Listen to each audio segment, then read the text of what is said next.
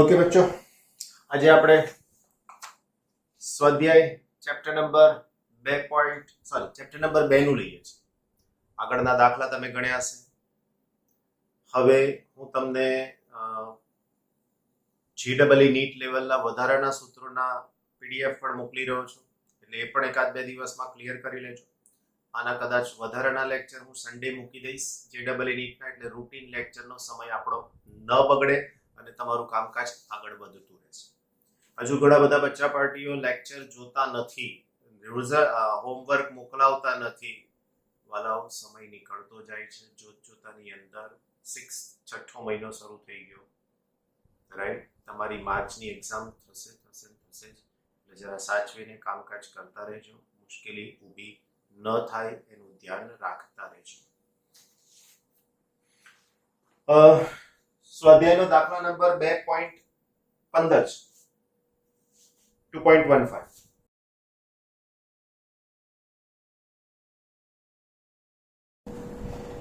અંદરની ત્રિજ્યા r1 અને બહારની ત્રિજ્યા r2 ધરાવતી એક ગોળાકાર સુવાહક કવચ પરનો વિદ્યુત ભાર q છે. હવે તમારી પાસે બે સમકેન્દ્રીય હોય એવી કવચ છે એવું વિચારી લો. આ એક કવચ, આ બીજી કવચ, આ કેન્દ્ર. આની ઉપર પહેલેથી જ q વિદ્યુત ભાર છે જ. ત્રિજ્યાની વાત કરું તો તમને અંદર કહી દીધું છે, અંદરની ત્રિજ્યા r1, બહારની ત્રિજ્યા r2, વિદ્યુત ભાર q છે.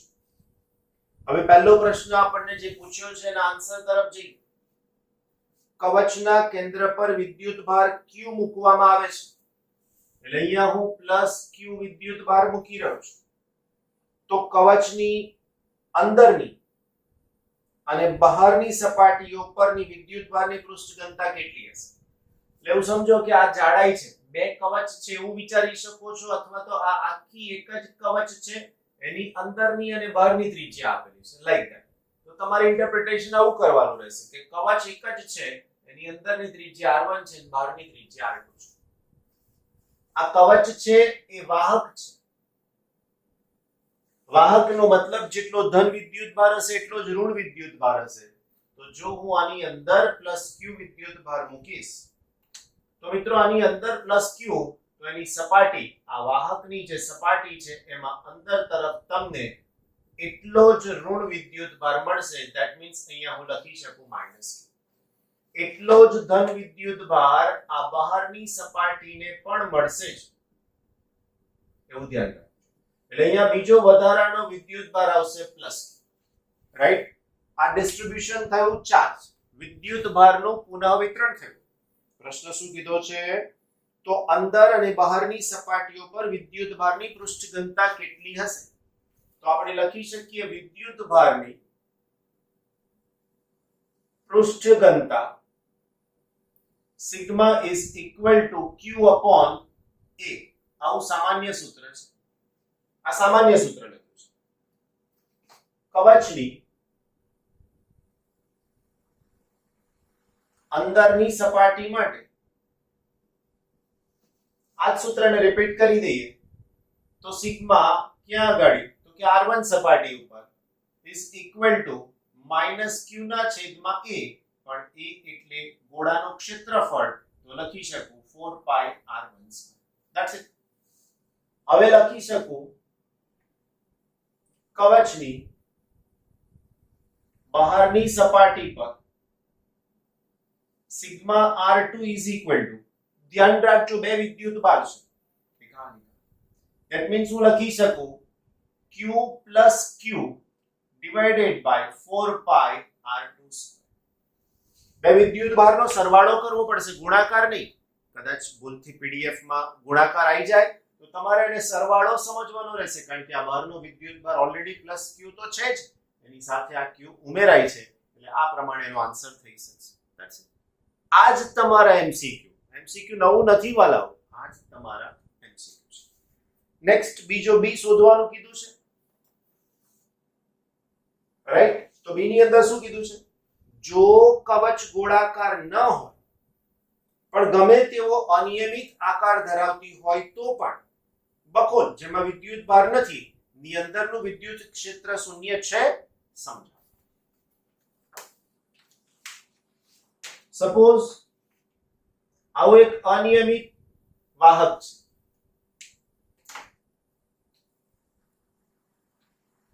અનિયમિત વાહક, અનિયમિત કદવાળો વાહક, આકાર નિશ્ચિત નથી. એની અંદર આવી એક બખોલ બનાવી છે.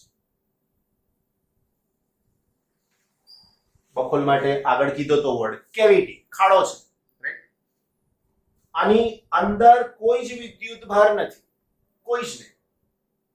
જો હવે આની અંદર કોઈ વિદ્યુત ભાર ન હોય તો આ ભાગ વાહક છે. વાહકમાં જેટલો ધન વિદ્યુત ભાર હોય એટલો જ ઋણ વિદ્યુત ભાર હોય. સમજૂતીમાં વાહકમાં ધન અને ઋણ વિદ્યુત ભાર સમાન જ હોય છે. જેટલો ધન એટલો ઋણ. બખોલમાં કોઈ જ વધારાનો વિદ્યુત ભાર નથી માટે બખોલની અંદર પણ E બરાબર 0 થાય. કેમ? કારણ કે બહારના વિદ્યુત ભારની અસર જ નહીં થાય. અસર ક્યારે થાય? જ્યારે આની અંદર અહીંયા વધારાનો કોઈ વિદ્યુત ભાર હોય તો જ એની અસર થાય, બાકી એની અસર ન જ થાય. સમજાય છે વાત? બીજું, જો તમે ભૂલથી આખાને વિદ્યુત ક્ષેત્રમાં મૂકી દો તો આ બાજુએ ઋણ એવો જ આ બાજુએ ધન, તો પણ આની અંદરનું વિદ્યુત ક્ષેત્ર શૂન્ય જ થાય. આનો યુઝ પણ તમને શીખવાનું. એવી જગ્યા, એવું સાધન બનાવવાનું છે કે જેના ઉપર બહારના આવા વિદ્યુતની અસર ના થાય, વિદ્યુત ક્ષેત્રની અસર ના થાય, તો એને આવા વાહક પદાર્થની અંદર મૂકવામાં આવે છે. પ્લેનમાં રહેલું બ્લેક બોક્સ, પ્લેન ક્રેશ થઈ જાય તો એને કશું થતું નથી એની સપાટીને કારણે, પણ આ બ્લેક બોક્સની અંદર એવી મેમરી છે કે જે પ્લેન અંદર શું થતું હતું બધાની માહિતી એની સાથે હોય. તો આવું સંભાળ રાખવા માટે, વિદ્યુત ક્ષેત્રની સંભાળ રાખવા માટે આવો ભાગ ત્યાં આગળ લેવામાં આવે છે. ઓકે, નેક્સ્ટ બીજો દાખલો 2.16. દર્શાવો કે સ્થિત વિદ્યુત ક્ષેત્રના લંબ ઘટકનું વિદ્યુત ભારિત સપાટીની એક બાજુથી બીજી બાજુ સુધી અસતતપણું E2 E1, જો બોલ્ડ કર્યા છે એટલે સદિશ છે, n caret is equal to sigma upon epsilon naught દ્વારા અપાય છે. જ્યાં n કેરેટ એ તે બિંદુએ સપાટીને લંબ એકમ સદિશ છે, સિગ્મા તે બિંદુએ વિદ્યુત ભારની પૃષ્ઠ ઘનતા છે, n કેરેટની દિશા 1 થી બાજુ 2 તરફ છે. આ પરથી દર્શાવો કે સુવાહકની તરત બહાર વિદ્યુત ક્ષેત્ર sigma n caret upon epsilon 0 છે. સમજવાનું છે ખાલી, બાકી તમને જવાબ બિલકુલ આવડે છે કારણ કે આખો આન્સર તમને ચેપ્ટર નંબર 1 પરથી સમજાવવા જઈ રહ્યો છું. આવી એક પ્લેટ છે. પ્લેટ એટલે ઘણા મોટા પરિમાણ વાળી પ્લેટ છે. હવે આમાં આ બાજુની બાજુ અહીંયા એને 2 નંબર આપીએ છીએ અને આ બાજુની બાજુ જેને હું નંબર 1 આપું છું. હવે આ તરફના એકમ સદિશ વિદ્યુત ક્ષેત્રને સદિશ E કહું અથવા E2 કહું છું. E2 is equal to E2 n caret of this.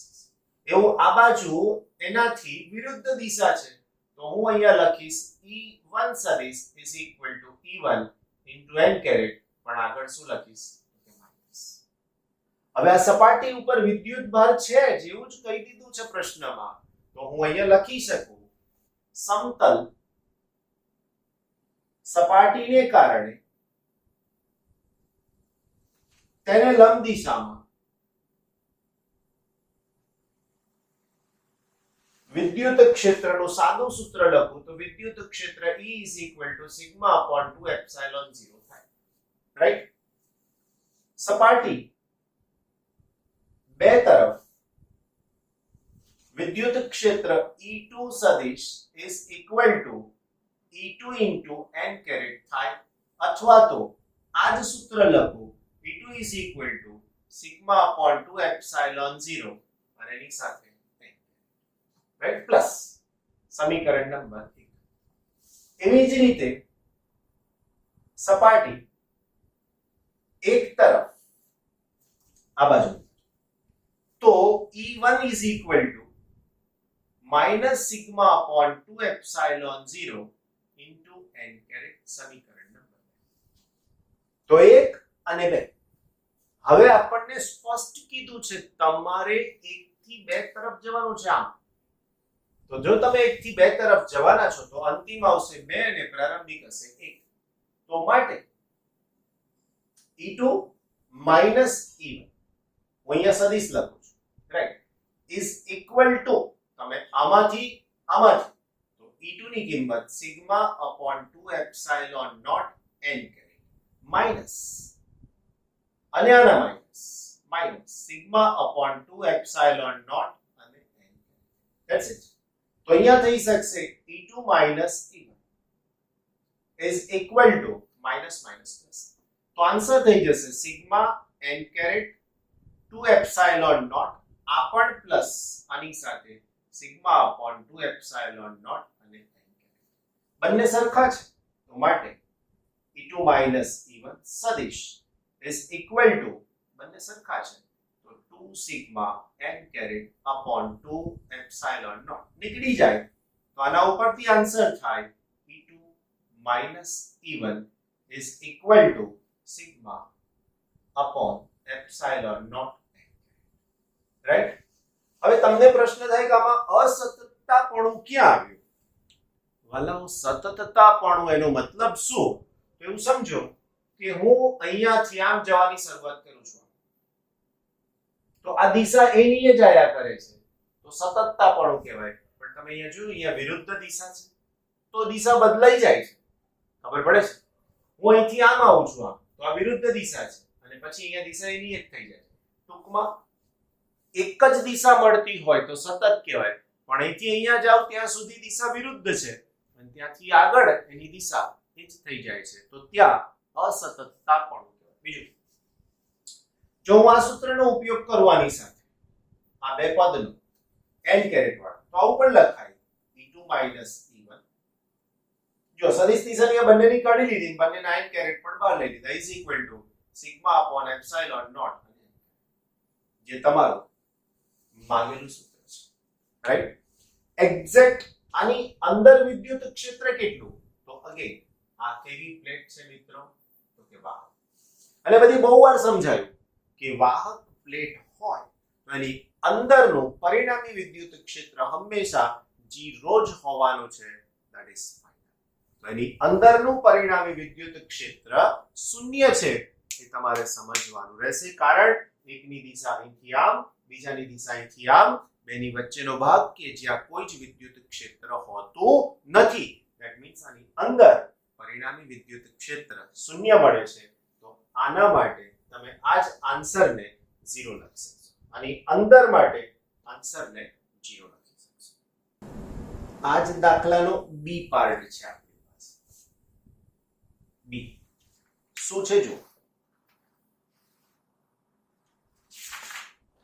દર્શાવો કે સ્થિત વિદ્યુત ક્ષેત્રનો સ્પર્શીય ઘટક વિદ્યુત ભારિત સપાટીની એક બાજુથી બીજી બાજુ સુધી સતત હોય છે. સ્પર્શીય ઘટક રાઈટ. માટે ગૌસના નિયમ એક સાબિત કરવા માટે ગૌસનો નિયમ અને બીજું સાબિત કરવા માટે સ્થિત વિદ્યુત ક્ષેત્ર વડે બંધ ગાળા પર કરેલું કાર્ય શૂન્ય છે તે હકીકતનો ઉપયોગ કરો. હવે બરાબર જે સમજાવું છે એ સમજજો. કેપેસિટરની બે પ્લેટ વચ્ચે ડાઇલેક્ટ્રિક પદાર્થ મૂકીએ એવો આ XY એ ડાઇલેક્ટ્રિકની સપાટી છે. આવી ડાઇલેક્ટ્રિકની સપાટી માટે એક બંધ માર્ગ A B C D A લેવામાં આવે છે. એની લંબાઈ L છે પણ એની પહોળાઈ બહુ નાની છે જેથી અવગણી શકાય છે. બીજું આ સપાટી માટે વિદ્યુત ક્ષેત્રના બે ઘટક એક E1 અને એક E2 વિચારો. હવે આ θ1 છે. હવે સદિશ અહીંથી બતાવ્યો છે ડઝન્ટ મેટર. તમે એવું જુઓ ને કે આનો આ દિશાનો ઘટક એટલે cos કહેવાય એટલે E1 cos θ અને આનો આ દિશાનો ઘટક કહેવાય E2 એટલે E2 cos θ. આ ઘટકોને નામ આપી દીધું છે E1 ડેશ અને E2 ડેશ. હવે આના માટેનું તમારે સંકલન લેવાનું છે. અહીંયા θ1 છે તો હું θ1 ને 2 છે તો 2 એવું પણ કહી દઉં છું. તો આ બધું વર્ણન લખી નાખવાનું કે આકૃતિમાં XY ડાઇલેક્ટ્રિકની સપાટી છે, ABCD એ બંધ માર્ગ લેતા તેની લંબાઈ L છે પણ જાડાઈ બહુ ઓછી છે માટે એની જાડાઈને અનુરૂપ સંકલન નિશાની નહીં લઈએ તો પણ ચાલી શકશે. તો હવે બંધ માર્ગ પરનું સંકલન તો અહીંયા થઈ શકશે ક્લોઝ ઇન્ટિગ્રેશન સદિશ E dot dl is equal to શું લખી શકશો તમે? તો આ close integration E dot dl માં તમારી પાસે બે પદ આવશે. એક E1 રાઈટ, E1 સદિશ ઇન્ટુ આ લંબાઈ L રાઈટ. હવે અહીંયા લખી દો E2 સદિશ રાઈટ તો પણ ચાલી શકશે minus E1 into L it is equal to 0. કેમ? તો કે આની બહાર અને આની અંદર વિદ્યુત ક્ષેત્ર શૂન્ય જ છે વાલાઓ. આ તો મેં આનો ઇન્ટરપ્રિટેશન તમને લખીને આપ્યું, બાકી કશું છે નહીં.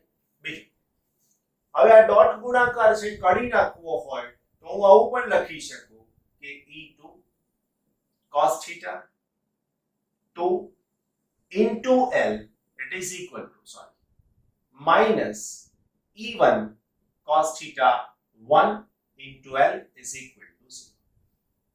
આની અને આની જગ્યાએ હું આ બે પદનો ઉપયોગ કરું તો આને લખાશે E2 dash L minus E1 dash L is equal to 0.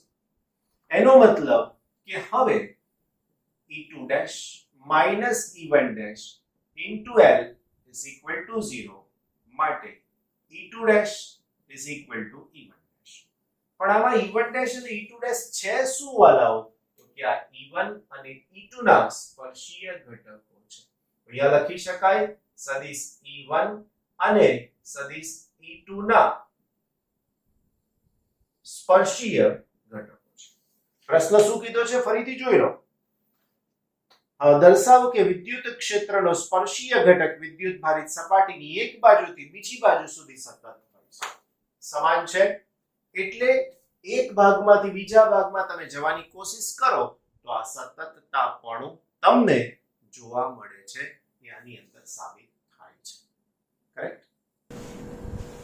ભલા બચ્ચાઓ, બહુ સરસ મજાનો દાખલો છે. સ્વાધ્યાય નો દાખલા નંબર છે 17 રાઈટ.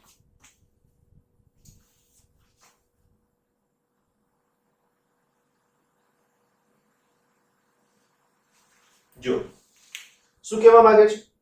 2.17 રેખીય વિદ્યુત ભાર ઘનતા લેમ્બડા ધરાવતો એક લાંબો નળાકાર એક પોલા સમાક્ષીય સુવાહક નળાકાર વડે ઘેરાયેલો છે. આ એક લાંબો નળાકાર સમાક્ષીય એટલે બંને નળાકારની અક્ષ એક જ હોય.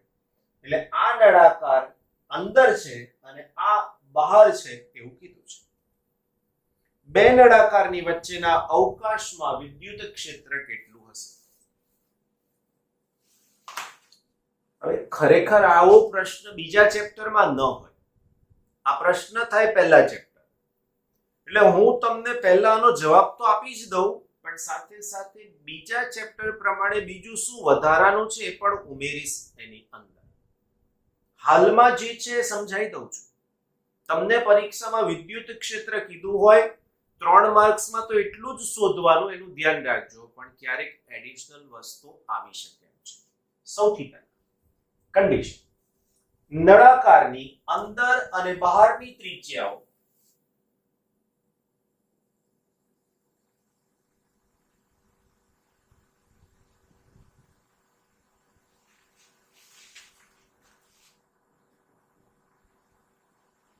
અનુક્રમે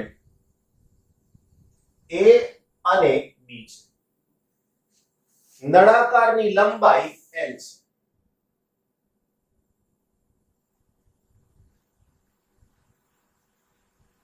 તથા L is greater than a અને b. ગણિતના સિદ્ધાંતની ખિલાફ કહેવાય, આવું ના લખાય. a અલગ લખવું પડે ને b માટે પાછું આવું લખવું પડે. ફિઝિક્સ છે. બહારની સપાટી માટે વિદ્યુત ભારની ઘનતા પ્લસ લેમ્બડા છે અને અંદરની સપાટી માટે વિદ્યુત ભારની ઘનતા માઈનસ લેમ્બડા છે. સપાટી વિદ્યુત ક્ષેત્રની દિશા કઈ હોય? તો કે બહારથી અંદર તરફ. રાઈટ. એનો મતલબ કે અહીં વિદ્યુત ક્ષેત્ર મને આવું મળશે, બહારથી અંદર તરફ. જેવું ઉપર છે એવું જ અહીંયા પણ મને મળી શકશે, પણ દિશા સેમ જ રહેશે, બહારથી અંદર તરફ. કરેક્ટ. હવે જે બીજી વાત કહેવા જઈ રહ્યો છું એની સાથેની સમજૂતી હું તમને. તો આ જે બાબત અહીંયા હું તમને કહું છું, હવે મારે આની અંદર વિદ્યુત ક્ષેત્ર શોધવું છે. તો બે નળાકાર વચ્ચેના અવકાશમાં વિદ્યુત ક્ષેત્ર મેળવવા ગાઉસના નિયમનો ઉપયોગ કરતા.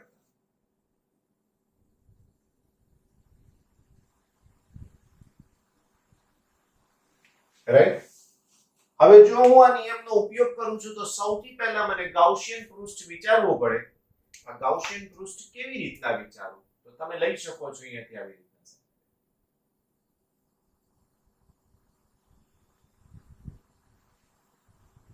લંબાઈ તો L જ રહેશે, પણ એની જે ત્રિજ્યા હશે એ હું લઈશ આટલી. તો આકૃતિમાં દર્શાવ્યા મુજબ r ત્રિજ્યાનું L લંબાઈનું એક ગાઉસિયન પૃષ્ઠ લેતા. બરાબર. ગાઉસિયન પૃષ્ઠ બસ ગાઉસના પ્રમેય મુજબ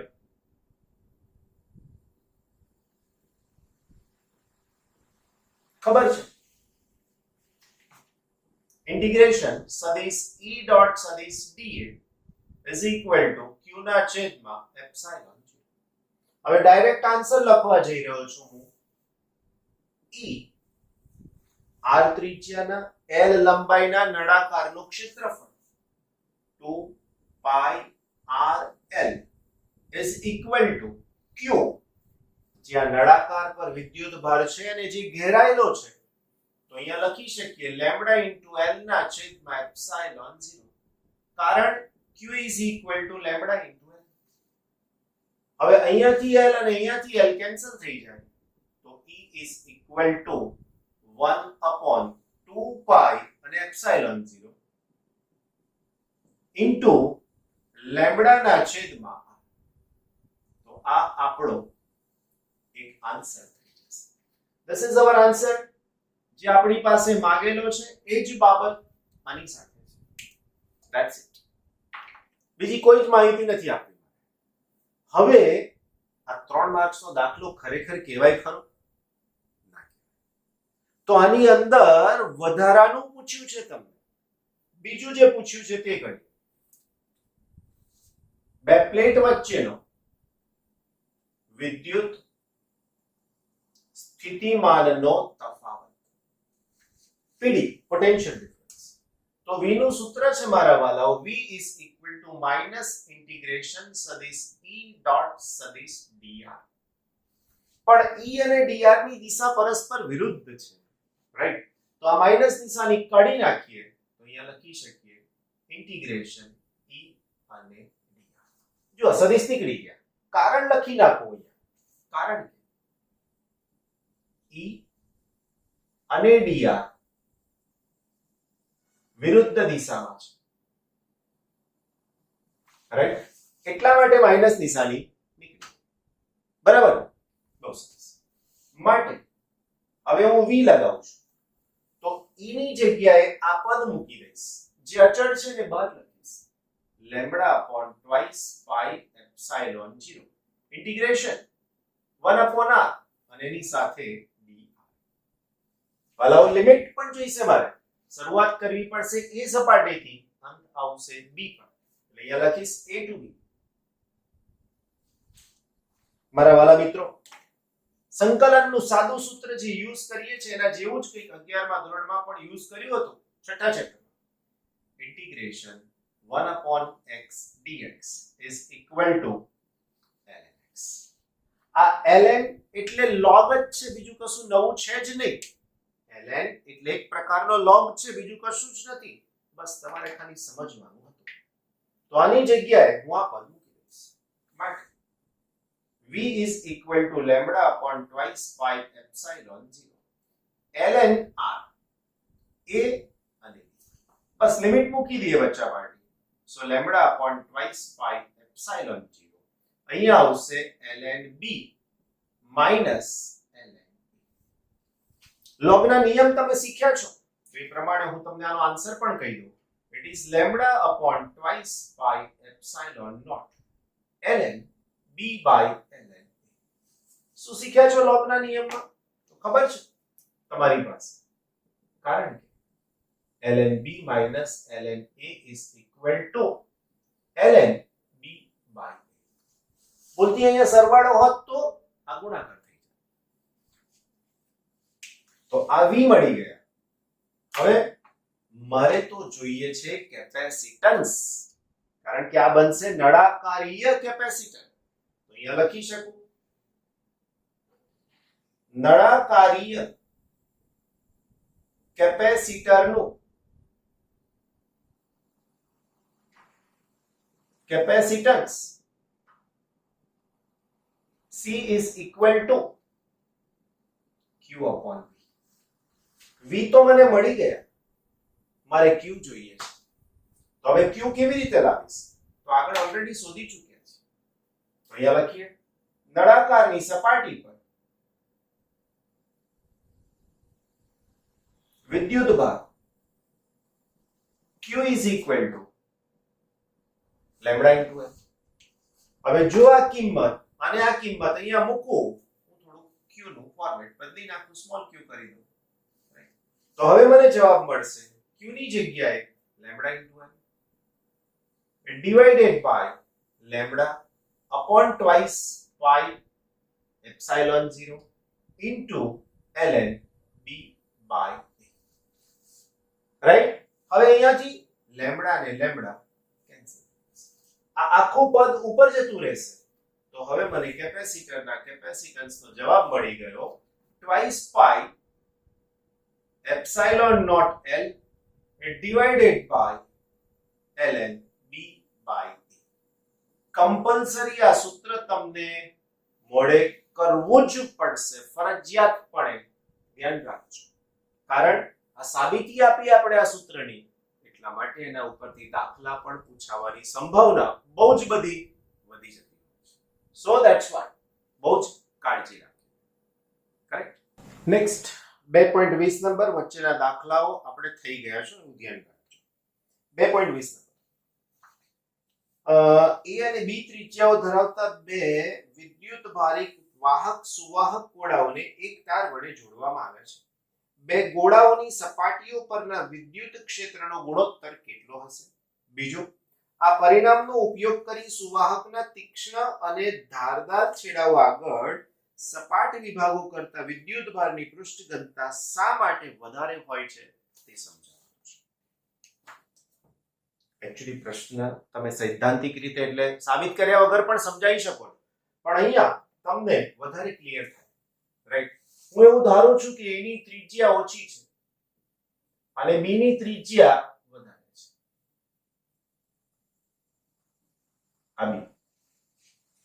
આપણા પ્રશ્નમાં એવું કીધું છે કે બંનેને વાહક તારથી જોડી દેવામાં આવે છે એટલે અહીંથી આને જોડી દેવામાં આ વાહક રાઈટ જોડે તો દાખલાની શરૂઆતમાં જે માહિતી આપવી જરૂરી છે તે બે ગોળાની ત્રિજ્યા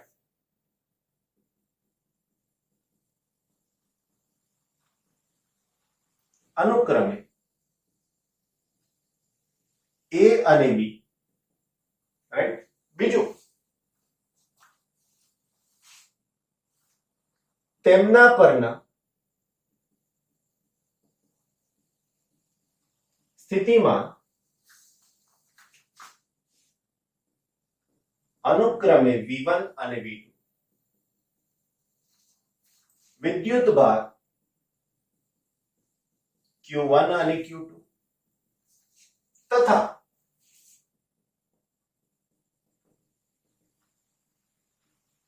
કેપેસિટન્સ C1 અને C2 છે. હવેની માહિતી જે પ્રશ્ન આપ્યો છે તે પ્રમાણે બે ગોળાને વાહક તારથી જોડતા V1 બરાબર V2 થાય, right. Capacitance C is equal to Q by V પરથી V1 બરાબર તો V2 થઈ ગયું, માટે C is proportional to Q or Q is proportional to C થાય. કેમ કે V1 બરાબર V2 બરાબર V અચળ થઈ ગયું, રાઈટ. માટે Q1 is proportional to C1 તથા Q2 is proportional to C2. બેનો ગુણોત્તર લઈ લો તો Q1 by Q2 is equal to C1 by C2. સમીકરણ નંબર 1. પરંતુ ગોળાનું કેપેસિટન્સ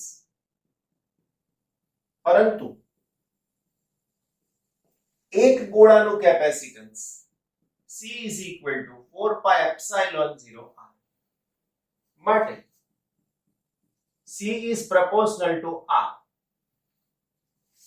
માટે સમીકરણ માટે C1 by C2 is equal to આના ઉપરથી A upon B. સમીકરણ નંબર 2. સમીકરણ 1 અને 2 ને સરખાવતા C1 by C2, રાઈટ, બંનેમાં છે તો આના ઉપરથી Q1 by Q2 is equal to A by B. Number 3, right. હવે વિદ્યુત ક્ષેત્રની વાત આવે છે. બે ગોળાના વિદ્યુત ક્ષેત્રનો ગુણોત્તર E1 by E2 is equal to, હવે વિદ્યુત ક્ષેત્રનું સૂત્ર E is equal to KQ upon R square. અહીંયા કેપિટલ R, કોઈ ફરક નહીં. તો અહીંયા આવશે કે Q1 upon A square divided by K Q2 upon B square. K તો એમ જ નીકળી જશે, is equal to Q1 by Q2. આ ઉપર જશે, આ નીચે આવશે, into B square upon A square.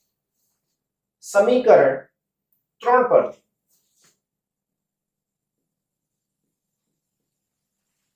E1 by E2